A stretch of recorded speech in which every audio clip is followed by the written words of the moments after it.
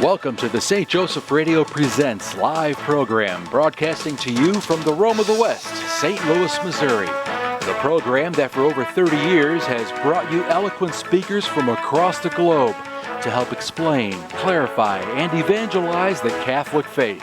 Our program covers a variety of topics relating to current issues and occurrences in our daily lives. Now, with the aid of technology, we are able to bring the gospel message to the four corners of the world, where Christ himself did say, "Those who have ears ought to hear." It is our hope at St. Joseph Radio that through these programs we can help evangelize the world and change one soul at a time. Now, here is your host to introduce today's guest and topic.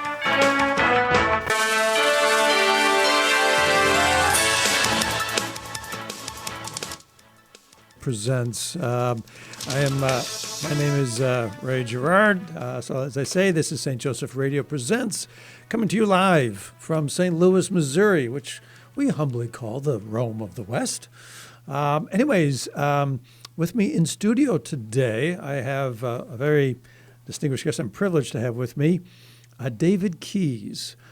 David has just written a book called Discovering the Fullness of Reality. And if you're wondering about the connection between faith and science and where they come together, this is the book for you. So David has a PhD in physics from Washington University here in St. Louis. He also has a master in theology from Franciscan University in Steubenville. So you've got both ends of the spectrum covered. It's a great combination. It really is. So welcome to the program, David. Well, thank you very much. I'm so happy to be here. And you worked in your career, now you're retired, but while you were in the working world, you did radiation therapy for hospitals here in St. Louis? I did the physics work for that, so it was all service work, actually, for treating a patient, how to do it, how to verify it, involved with radioactive implants or nuclear medicine studies, various things that involved a scientific touch. But all the while that you've been engaged in the scientific community, I guess you had a spiritual part of your life. I guess you were raised Catholic? Yes, I was raised Catholic, and I did all the Catholic things and Holy Day of Obligations, the Athletic Association, all the things that a lot of people do. But it really wasn't until actually an evangelical asked me if I had a personal relationship that I decided I should really look into this deeper. And that's when I started going back to school and getting my master's through Franciscan. And so when was that, like in the 1990s? That no, would have early been 2000s? It was about 10 years, so around 2002. 2002. Yeah. And so, but you do have, okay, so you got the master. And so then you retired from your career in 2012, so about 10 years ago? And then I started writing another book. It was on the Eucharist, exploring the beliefs in the real presence, and that was sparked by another evangelical pastor who asked, "Why do Catholics believe this?" So we just started writing emails keep back getting and challenges forth. and decide every time you get one, you write a book. Yeah, the emails got longer and longer, and eventually, when I retired, I had time to put it into book form. So tell us about discovering the fullness of reality. How did you come to write this book? I mean, I think you mentioned it a little bit. Yeah, well, I had written my other book, and a number of people liked it because I try to make things conversational, easy to understand. And they came to me talking about how their kids, they just don't believe because everything is science. Science is the thing, and religion is mythology or legends or whatever. And so they were asking me, what can I do? How can I get this message out? And so that was really the beginning of the thought processes. Well, how do we get the message out? And what is the real issue? Because we all know that truth cannot contradict truth. And in the science world, I knew certain things that I believed to be true. And in the religion world, I had certain things that I knew to be true. How do these things fit together? And so you have to look at the very beginning and well, how do you know anything at all?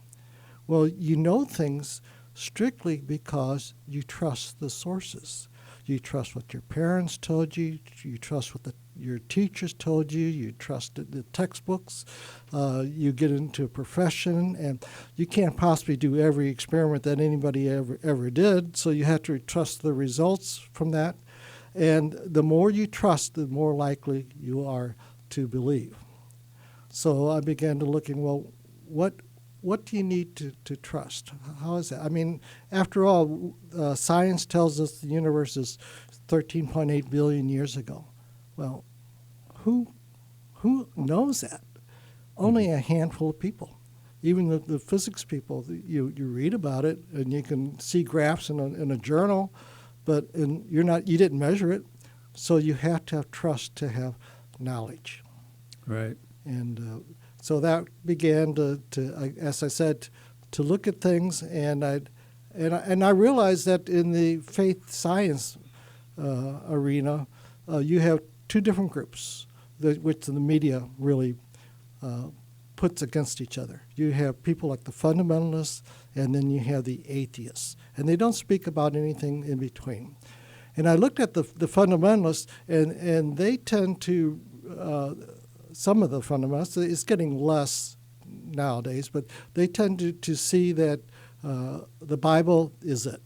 And if the Bible says it was 6 days of creation, then it was 6 days of creation. And they believe that, and some of them calculate the age of the universe to be 6,000, maybe 10,000 years old.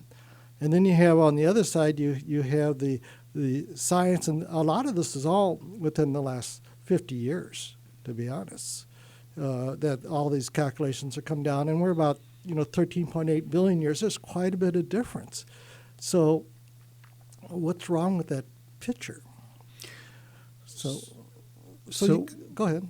So we've got science on the one hand, we've got faith and religion on the other hand, and you take the position that they go together. Is that so? Yeah, tell us what you mean. I mean, is that what you mean when you talk about the fullness of reality?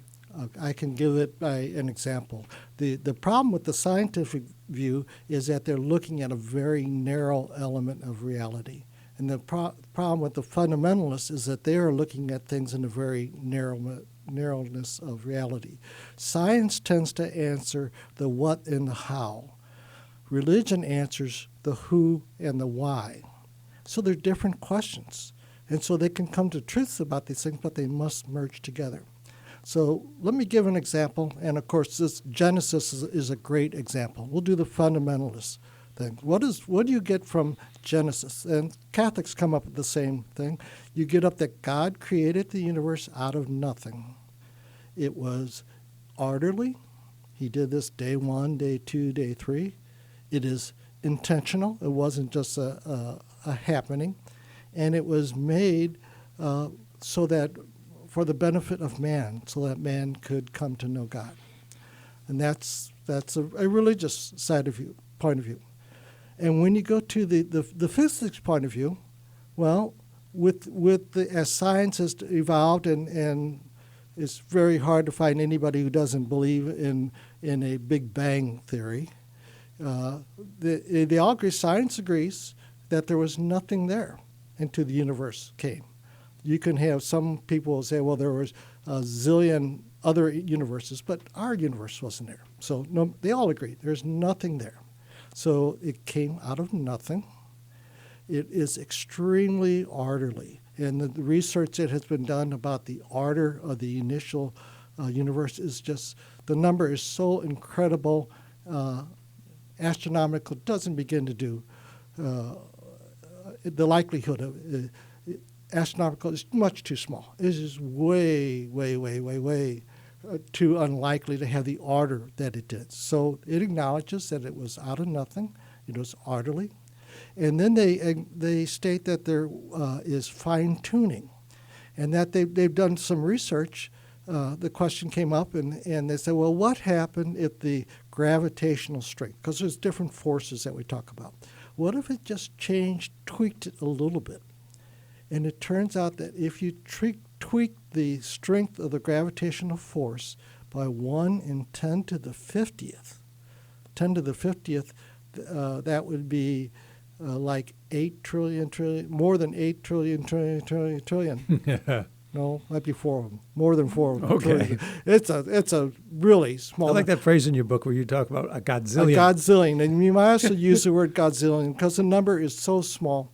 And so if you look at that and you just tweak that one little force by that much, either the universe would have, you decrease the strength, then the universe would have expanded so quickly you wouldn't have had galaxies. And if you make it stronger, it would have been so strong that everything would be one lump.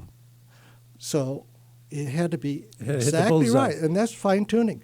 And we have the same issue with electromagnetic forces. There are strong and weak nuclear forces. Within the nucleus that helps keep the nucleus. When you begin to tinker with these things, we find out that they have to be what they are, or things didn't work.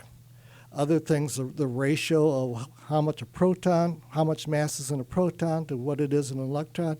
If these things are tinkered at all, you don't get a universe. So it's been well known that the universe has fine-tuning, and all physics agree to that. It's just, how did the fine-tuning occur? Well, they can't say. They acknowledge it, but they say it wasn't God. Or some people say that. Other people look at it and they say, this is kind of intentional. Dr. Fred Hoyle around 1940s, I believe, he starts talking about there must have been a super intellect monkeying around with these things. But, because the odds of it happening. Because the odds of it happening randomly. The way it turned out. So far we have it that the universe came from science. We have it that the universe came from nothing. By the way, there's a little bit of a philosophical problem with that. A little bit of a logical problem with that. Well, it gets to be a logical problem. But we're going to get all 4 things here between the two to agree. It's from nothing, orderly. It's fine-tuned, meaning which I would take to say it was intentionally had to happen this way. And then the way evolution, cosmic evolution, which is different than biologic evolution, the way that the galaxies formed and our solar system formed is a one-time event. You can't go like biology where the next generation may have a new random variation. This is a one-time event. So the cosmic evolution made it so that the Earth is just perfect where it's at. The size of the Earth, the distance from the sun, the size of the sun, the presence of Jupiter, the rotation rates, which, by the way, when the Earth first began, was like 3 hours a day was how fast it was spinning instead of 24 hours a day. And you can imagine if we were living at that time, all the storms and everything else that would be happening. And so it's changing, and eventually it will stop. Just like you look at the moon, and I didn't realize this for many years, that the moon doesn't rotate. You're looking at the same face every time. Well, if our Earth still is around, someday it will not rotate also. But we're just at this 24 hours a day. If it's a 48-hour day, think that'd be a long work day. So we're happy that that we get an 8-hour work day, 8 hours for activities, 8 hours for sleep. So it's just so ideal. So cosmically, the universe was set up to be anthropic. It is anthropic. It's made. It is perfect for man. Made for us. So now, when you look at these things, you get seeing it this way. You see that they're both saying the same thing, and that in one case they attribute it to God doing it, and the other case It's either, really, it should be, they shouldn't be trying to say who did it, because that's not what physics does. They do the how and the why. That's really the problem, isn't it? Is that when we apply science to questions of faith, or we apply faith to questions of science, what you're trying to do is something they're not designed for. That's right. You look at Genesis again, and you say, well, why did they say these things that weren't true? Why didn't they just come out and say that that it took longer times, whatever? Well, some people do say that it wasn't a day, it was an eon, but the order in Genesis is not correct. Sure. For the way, according to what we know happened. And so you look at that and you realize that what Genesis is there for is to reveal something about the nature of God and about why we are here. That is why. And they couldn't explain it exactly. Yeah. This is, I need to tell folks that this is St. Joseph Radio Presents, coming to you live from St. Louis, Missouri. And we're speaking today with Dr. David Keys, who has written a book called Discovering the Fullness of Reality. And it's all about a reality that is beyond just science or beyond just faith. And actually, the fullness of reality is a reality where they both come together, where truth meets truth. Well, let's go even further than that. Faith is one thing, science is another, but there are other realities. And in the book, I talk about a very simple thing about a husband and wife and their kitchen table. And the wife turned out to be a physicist, and so she looks at the table and she sees it as a bunch of molecules and voids and forces and stuff like that. And the husband's an accountant, and he realized that he scratched the table and he really needs to replace it. So for him, it's a budgetary item. And the grandmother comes over and she sees the table, and this was a table that she had when her kids were young, and she gave it to her daughter. And her husband used to sit there, her kids sit there, now her grandkids sit there. So that the reality of the grandmother to that table is far different than the other ones. She sees beyond physicality to all these memories and this family time. And that is also real. Love is real, but it's not physical. Mm-hmm. Truth is real, but it's not physical. All the things that in life that are important turns out not to be physical, but they are true. And so you have to look at everything from all sides of reality in order to get a full picture of what something really is. You look at somebody, same table. You take somebody who designs table, they're going to see it differently. An antique collector, the fullness of reality incorporates all elements of reality for the table. And they don't contradict each other. None of those things contradicted each other. Mm-hmm. They just is, you're seeing reality from a different side. And again, you want to see all of reality. Same thing with science and faith. Yeah, which is your table analogy. Two people looking at the husband and wife, they're looking at the same table. They see completely different things because they're coming at it from different perspectives. The husband sees a solid object. And explain this to me, but the wife really sees what? It's something that's mostly just space? Well, everything is if you look at let's just take a solar system, which people are familiar with. You have the sun, and then you have the planets for going around, and there's a void in between them, right? Well, when you look at atoms and molecules, you'll have the nucleus, and you'll have electrons, and you'll have other atoms, but there's large distances between them. And the reason why your finger doesn't go through the table with all that because of the large is because of the electrical forces. That's what keeps the electrical forces between your fingers and the table is what keeps your finger from going through it. It's not collision with the atom, with the nucleus. So there's mostly space. It's mostly space. In each individual atom? That's right. Okay. And there's a big space between there and the next atom. So you look at it from one perspective, and you're cognizant of the fact that a table is mostly space. But yet it's still solid to me. And then you look at it from another perspective, and so And so with science and faith, it's the same thing. You look at the same thing from different perspectives and come up with different views. Yes, and they're both true. Both true. And so your suggestion, the main suggestion, how would you describe the main thesis of the book, this idea of the fullness of reality? If neither one alone is sufficient, then the fullness of reality has to be with both.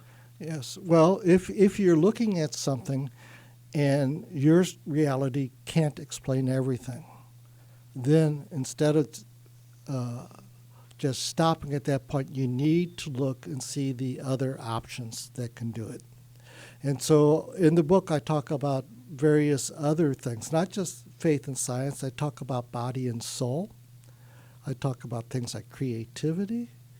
I talk about various miracles, things that science cannot explain. But take the Eucharistic miracle at Lanciano. People know, okay, the host turned into tissue. Before we go there, there's something that's it's kind of interesting to me. So Stephen Hawking wrote a book. You mentioned this. And he began the book with a certain statement, did he not? Yes, he said that there are no miracles. And so what was the book? Was it called Grand Design? The Grand Design. And by the way, he calls it design, although they and Dr. Crick, who won a Nobel Prize for DNA, they say, it looks like a design, but you know it's not a design. And Richard Dawkins, the same thing. He acknowledges it looks like a design, but no, it's not really. It's not really. So, we're talking about these different perspectives. So Stephen Hawking, he is this brilliant man, world-renowned, respected all over for his brilliance. And he starts his book with a statement that he can't know for sure. And actually, if you kept an open mind, I mean, you mentioned Lanciano. There's many more you mentioned in the book. And, of course, in our Catholic faith, there's so many, many, many. But if you're open to that, you wouldn't make an absolute statement like that, right? So you liken him to what? A medieval scientist? Well, at one time there were scientists who thought the world was flat, right? And if that's all you ever did and you never gave credence to anything else, you would be wrong. You look at, again, at science in the late 1800s, they thought that physics was all solved and everything like that. Newton had done whatever he had done. And then all of a sudden they noticed that, hey, things don't work, don't really fit. And instead of ignoring it, they pursued it, and they learned all kinds of quantum theory, space-time, all these wonderful things that most people have heard of, but they have no idea what it means. Right. I mean, and that's true. Even physics people, they will talk about things, and they will show how mathematically this could work. But when you go to philosophically what it means, it's a blank. But I mean, that example that you gave from the Grand Design, the way that Stephen Hawking opened that book, it's kind of surprising. I mean, I hadn't read the book, and so I had no idea how he opened the book. But it's kind of surprising. You wouldn't think that somebody as intelligent as a man like Hawking was would just simply lay down an absolute statement for which he would not, with scientific certainty, know whether or not it was true. But yet he says it. And so, I guess what your point is that scientists, that they're human and they can fall into things they want to believe. Do I understand that? Yes, and there's a lot of pressure too. If he comes out and says, "Oh, well, there's a transcendent element to reality." Sure, but why not just leave the door open? Yes, I mean that's the idea is that stick to what you're there for, and talk about the physics of what you know and how the model the things, how they react. But the things that you that don't fit that model, you don't just throw away. And that's what you're talking about with the fullness of reality, is to be open to both. To be open to everything. Right. It's again fundamentalists. Why would they? Do they think that all these science people are making this stuff up? Right. You get to a point where there seems to be information out there, and you're just denying it. They just don't want to believe that the Earth is billions of years old. Yeah. And even though the data is, because the Bible isn't literalist, well then it's like their faith is destroyed, and what we find out, Catholicism takes a great approach because they try to understand why it was written in a certain way, etc., and they do not try to force science. Don't force the Bible to be a science book, for instance. And so they try to get what the revelation about God and us and get that that's its out purpose. of there. Right. And they love science. The church really started science. There's so many of the early scientists were religious. They were priests or monks or whatever, and they studied these things. They had their own observatory for a long time. They agreed that the Earth was not the center. They approved Copernicus. They had a problem with Galileo because of some actually politics and calling the Pope a simpleton. But besides that, there's other things involved. But they had already allowed that thought to be there. So the church has been very strong in science all these years. The church has been strong in science. It's still open to science. It's still very open to science. Right. And so I'm sorry, were you saying that, the Big Bang Theory, That was by a priest, yes. Right. Father George's Lemaitre. Obviously he was open to science. Yes. All right, so this is St. Joseph Radio Presents, coming to you live from St. Louis, Missouri. And we're in studio today with Dr. David Keyes, who's written a book, Discovering the Fullness of Reality. In our culture, we're often told science and religion, they don't go together. And you either have to believe one or you have to believe the other. What if there was a way to understand how they both went together? Well, if you're interested in that, then you're interested in reading Dr. Keyes' book. So we're exploring. We've just begun to explore some of what's in this book. We're going to continue to do that. We're going to be taking a short break, but we ask you to stay with us and come back as soon as we're done. Again, St. Joseph Radio presents. To teach your children about our Catholic faith, Colby Academy has the solution, offering a curriculum that is loyal to the magisterium, classical, Ignatian, flexible, and affordable. Colby can help with all your homeschooling needs. We offer a wide range of services, including live online courses for those looking for assistance teaching their students, recorded self-paced courses for those who want teacher instruction while needing the flexibility to move at their own pace, and traditional homeschool courses for maximum flexibility and home education. Our support services include advising for parents, record keeping and transcript services, a grading service, standardized testing, and guidance and college counseling. For more information, check out their website at kolbe.org. That's KOLBE.org. Or give them a call, area code 707-255-6499. That's 707-255-6499. It's Colby Academy. St. Joseph Catholic Radio is proud to announce the launch of SJEN TV, the St. Joseph Evangelization Network. SJEN TV is a premier online Catholic broadcasting network providing quality Catholic programming 24 hours a day, 7 days a week. We have programming such as live studio interviews, St. Joe's Java speaker presentations, current Catholic issues, and the Pro-Life series. We're featuring the many talented speakers out of Orange County, California, and this Archdiocese of St. Louis, Missouri. Missouri, including Professor John Gresham, Father James Mason, Karen Nokemper, Rick Hollerick, Bill Federer, and many more. To review the program list, go to sjen.tv or on Roku, SJEN TV. All this programming is free, and we are welcoming sponsorship of new programs. Find out more at sjen.tv. And we're back. Again, my name is Ray Gerard. We're here with Dr. David Keys on St. Joseph Radio Presents. We're talking about discovering the fullness of reality. Dr. Keys. Yes. Well, we've been talking faith and science, but that's only a part of things.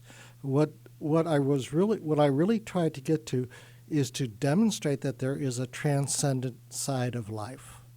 Something beyond just the physicality and the materialism, but there is a spiritual side of life. And is there evidence for a spiritual side of life? Because if a person can come to the realization that there are things outside themselves, well, then they're only a step away from saying there is a God. And we know that we do know from Scripture that Romans 1:19-20, how it says that we can know the power and the deity of God by looking at the things that He has created. And so there are many things. So if we look at the body and soul, this has been a long time thing, long before science really existed. The Greeks talked about this, how an individual has a body and a soul, not just a body. And Plato used to think that the soul is kind of trapped inside the body, and used to think about that. And we don't think of it that way, but then I came across my mother was talking when she was getting older, exactly how she felt. She felt that she wanted to be able to run and to do all these things, and her mind was active, but she was controlled by what her body could do. And now, as I'm retired and things, I'm beginning to understand exactly the same thing. There is something about me that transcends my physicality, and there are aspects to my life that the physicality really don't. You have things like love. Well, love is more than just a biological response. It's a whole series of choices and choosing, and you sacrifice and you do things for this person that may not directly benefit yourself. Why is that? And so there's a transcendence to that. And like I said, all these things, the truth, justice, beauty, etc., they all transcend ordinary physicality. And you have to realize these things are very real. And then there's been studies that have been done on body and soul. And some of the most recent stuff in the last 50 years has been all the near-death experiences. And this really should be near-permanent death experiences, because these people clinically die, but then they're brought back. But they have a number of things that are very common, things that we've heard all of our lives, like having a life review. I heard that when I was a kid. I didn't have any idea about near-death experience, or going through a tunnel, or going to the light, or hearing things that they had never heard before, or seeing colors they had never heard before. And you begin to look at your physicality. And we are limited in our hearing by what our ears can hear. And we know that other animals hear things differently than what we hear. So if indeed at death our soul separates from the body, we would necessarily be able to hear, and if we can see, hear things, and etc., we would see this, it would be expanded from what our body limits us from. And so all these near-death experiences, and they have things that happen where a person will die, and they will report that they went to the waiting room, they saw Uncle Harry there, and he was wearing certain clothes, and he was saying certain things, and they weren't happy with what Uncle Harry said, and then they come back. Well, how could they know that? It's not due to any oxygen deprivation or anything like that. These are things that are very lucid, and they remember these things. And they've done all kinds of, they have tens of thousands of cases where they've gone through, and they all review these things, and they all have similar but not identical experiences, but all of them go outside the body. And you get cases where people that are blind. Yeah, there are people who are blind from birth, so they've never seen anything. They've never seen colors before. And they come back and they're able to describe objects that they have never seen, they never touched, or anything. They can describe it. They have an awful lot of trouble, just like a young child has trouble. You ask your grandchild, is this red or this blue? And after a while, they catch on. But now they see things and they can talk about, oh, this seems a little darker or more intense. So they don't, they would naturally take time. But the things, they shouldn't be seeing anything at all, but yet they do. But yet they do, which is, and it happens when their soul is, at the moment of death, your soul is separated from your body. You're separated from the body. You've got examples, you've got other miracles, like, for example, there was a miracle, a woman who was healed by Padre Pio. She was born with no pupils, and yet she could see well. I mean, she was healed. I think she was healed when she was like 7 years old. And even into her 60s, you could still see pictures of her. And here's a woman who could see, but she had no pupils. Yeah. So how does that happen? I mean, physically, you can't really explain it. There's a stone cutter at Lourdes, same kind of situation. His eye was horribly damaged, and it was not, physically it wasn't healed. It still had a damaged character to it, and yet he could still see. So, when I read that in your book, it seemed like it was just this tremendous parallel, which maybe is more understandable now. I mean, you hear about these miracles like that woman healed by Pio or the one at Lourdes, and it's just a miracle. It's just it's a miracle. It comes from God. But then when you think of it the way you describe it, where it's in terms of, but we have a soul, and so now, that's how that, and the soul is, it has its own reality to it, and now you can understand how these miracles took place. Yeah. That's how they see. And you understand, with things I heard about as a kid about infused knowledge, or people suddenly learn things that they have no way of learning, like they may learn another language, which still happens, that people go to a foreign country and they know the language. These things cannot happen if you require physicality. And there's been also studies with surgeries. They do certain surgeries on the brain, and that the person stays awake. And if the person is awake, and they touch certain parts, and it makes them move their hand or whatever, but the person can talk to them. And the one thing they can't do is they can't get the person to lie. There's no part in the brain where you touch it and it generates a lie. And there's no part in the brain where that must mean people never lie. No, it means that as we all have learned, that we have consciences. Okay, there's something within everybody that gives you an idea of right and wrong, and that conscience can be improved, or it could be tattered. And people, their consciences, through doing the wrong thing, they begin to accept that as truth. But the thing is, everybody in all cultures know certain things. It's wrong to, even a small child, they'll say, that's not fair. Every culture, it's wrong for somebody to, an extreme case, rape a 3-year-old. Of course, it's wrong to rape anybody. But, this is something that something within us tells us this is wrong. And how do you explain that? We don't need to be taught that. We just know that, Yeah, it's everybody knows that. Yeah, you hurt another person and you feel bad. Where does that come from? Yeah. Yeah. There's another interesting way of looking at things that I hadn't realized before that I got from your book. You talk about the twin paradox. Yes. Right? Can you tell us about the twin paradox? Okay, this is back in a science thing, but it's something that makes no sense to our common sense. but that doesn't mean it's not true.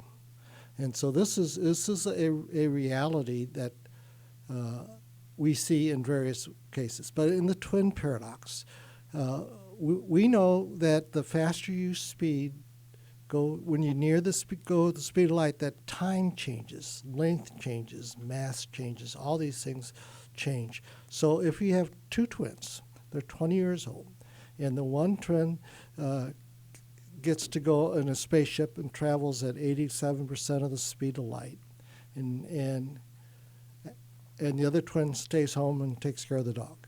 Well, in 20 years, that guy who went to space, 20 of his years, he lands again, and he goes visits his brother. Well, he is now 40 years old, and his brother is physically 60 years old. Okay? And so the only thing that has been different is the speed. Now, it doesn't make sense for us. We would say, well, that doesn't make sense. They both should be 60 years old. But this is what happens. What relativity is all about. So, and we can see these things, and we see that the relativity effects are real in even our GPS systems.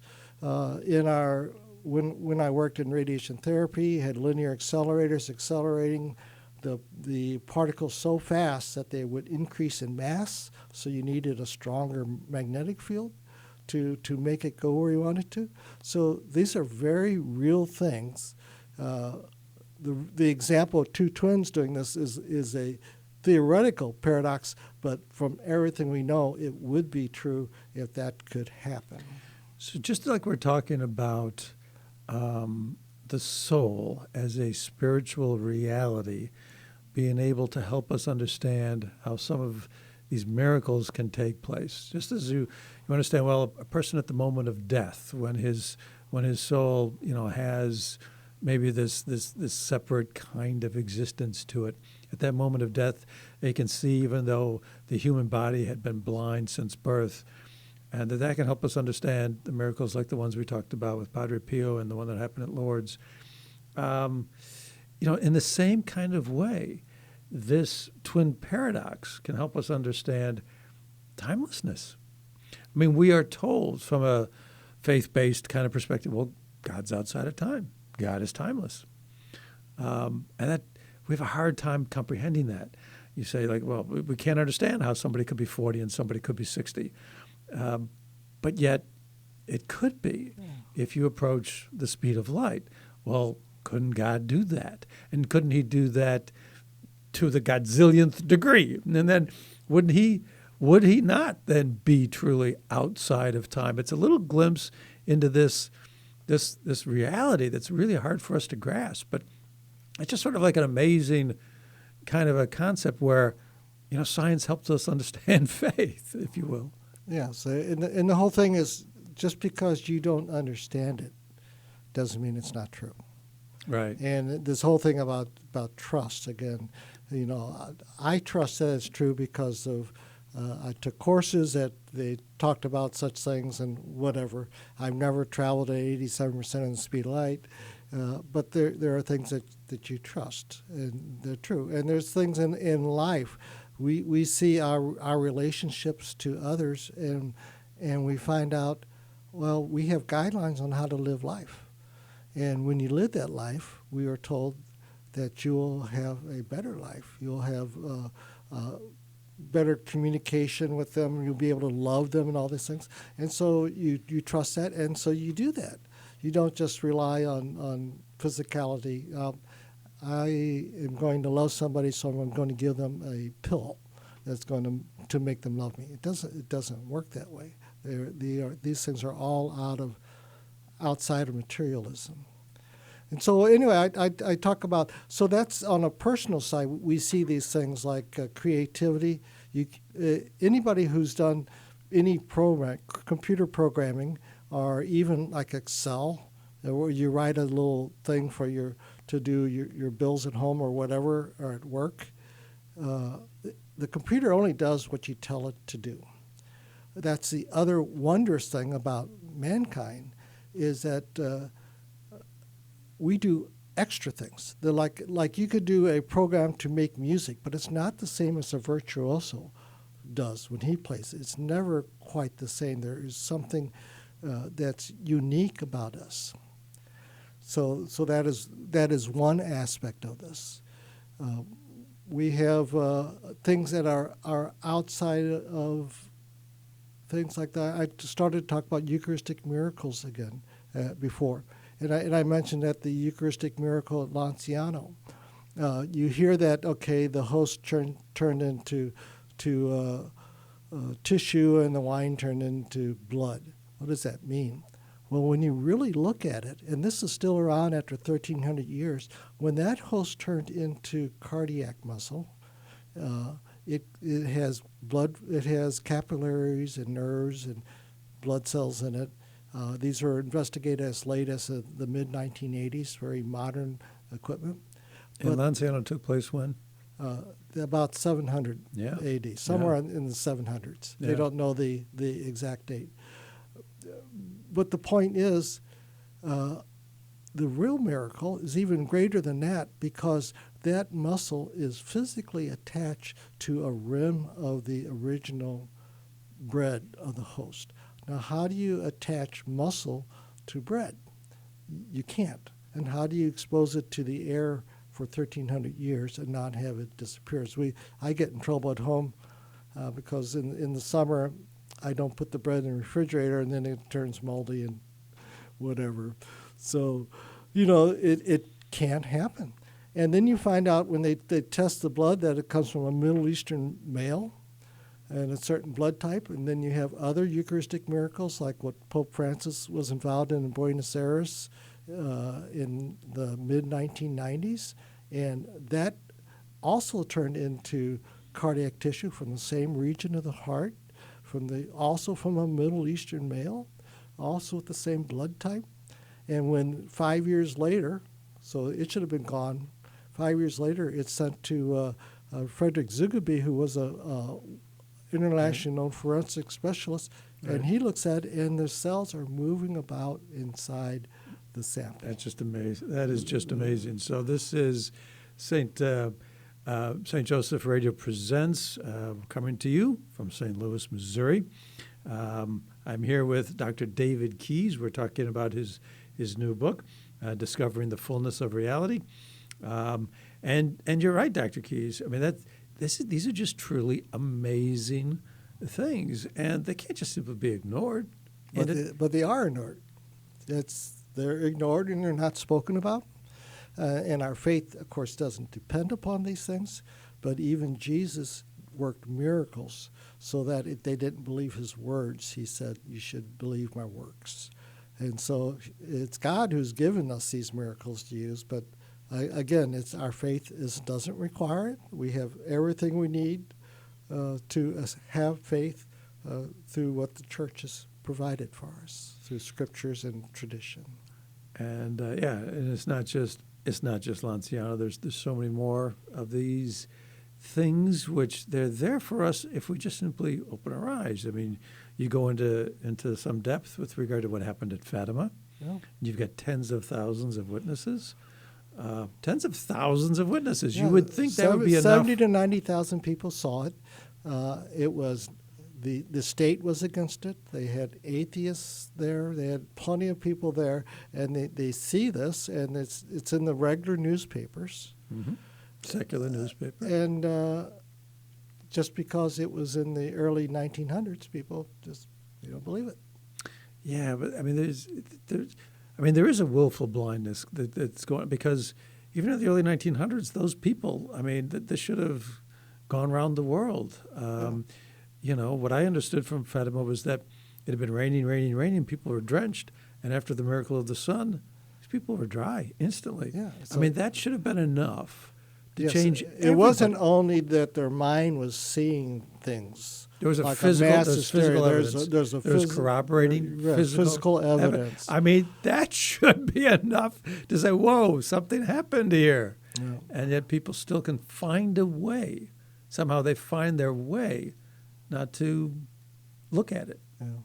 I talk a little bit about incorruptible bodies. And, of course, there are incorruptible bodies that have found outside the Catholic Church, but they tend to be bodies that were buried in dry, arid places. For Catholicism, it's more the nature of the person who died, not where they were buried. So you go to Saint Bernadette Soubirous at Lourdes, and when she died, when she was going to be made blessed, they went and they exhumed the body because they get relics from it. And they exhumed the body and they opened it up, and there she had not decayed. It's been 25 years later. So they close the casket, and then they come back later. And who did they bring? They bring atheists, pathologists, and surgeon that comes in there, and they open up the body again, and they're amazed to see what it is, and they do an autopsy on it. So she's been dead, I think, like 30 years, and they do it, and she has fresh red blood cells in her liver. And what is the real proof of that? Because I could say that, and they say, "Oh, come on." Well, part of the proof is that they convert. And you get these people who are atheists. Now they have this event in their life, and they can't sidestep it, and they convert. Yeah, there's something there's something there that needs to be. Yeah, I was reading this book, The God Delusion, by Richard Dawkins. I don't know, some years ago, and I was talking about how, if a statue moves, that there's a scientific explanation for that, and I was waiting with bated breath. I mean, he's world renowned. I mean, he's Cambridge professor. He's this brilliant man, and the explanation was, well, if just by chance all of the atoms and molecules in the statue happen to move in the same direction at the same time, then you can have an arm of a statue move. And I, in my own just common sense way, thought, well, that's bunk. That just can't happen. But you explain scientifically why it's bunk. There's this idea of the minimum distance that you can move from a fellow named Planck. Well, let's just say that there are things that are misapplied. Let's remember mathematics and probabilities are abstract. What's the realities is when you talk about 5 apples on the table, the number 5 is just sort of an abstract. It has to be 5 something. And, a circle is an abstract idea. There's no such thing as a physical circle. Everything has defects. And so what he did was he was applying probabilities and saying, well, if it's probable, then it must be able to occur. And he even goes so far as to say, well, from a probability point of view, a cow could jump over the moon, which is utter nonsense. Because here's the example. There was, from philosophers back in the Greek days, there was one, Zeno and Aristotle. And Zeno proposed this problem, is that a man is approaching, this is kind of my version of it, but it's the same thing. A man is approaching a finish line in a race. Okay, so in another second, he is halfway there. Okay, and then in another time frame, he's a fourth of the way there. And then he's an eighth of the way there. He's a 16th of the way there. He's a 32nd of the way there. And eventually, he's never, if you look at it from just changing his position by 50% each time, he never crosses the finish line. How can that be? Yeah, I guess at some point, I guess he's going to have to. And so we know that he does. What is the problem? Well, the problem is you can't just keep going 50%, 50%, 50%. You come down to at the end, there's a finite distance that you must move. And it's called a Planck length, and it's like 10 to the minus 40th centimeters. Yeah. So it's a teeny, we don't notice it in real life. Right. But, so anyway, you get to that point, he cannot move 50%, so he either has to stop or he has to surpass it. Right. Well, Dr. Keys, I want to thank you so much for spending some time with us today. It's a fascinating book, exploring how science and faith go together. These two bodies of thought and study, they examine different things. So there really is no conflict when they come up with different answers because they're asking different questions to start with. And you go into explaining how that happens in so many different ways from so many different angles. And it's a wonderful book, and we encourage people to look for it. Dr. David Keyes, Discovering the Fullness of Reality. This has been St. Joseph Radio Presents. We're glad you joined us and hope you do so again. You've been listening to St. Joseph Radio Presents from the Rome of the West, St. Louis, Missouri. If you would like to join us in our evangelization efforts, you can order a copy of today's broadcast or any of our past programs by visiting us on our website, stjosephradio.net. That's SAINT, josephradio.net. Or call us 636-447-6000. It's all at your fingertips to help us evangelize the world, bringing the good news of Christ to everyone you meet and change one soul at a time. Thank you for your prayers and support. Until next time, may God bless you and your family. This has been a presentation of St. Joseph Radio Presents.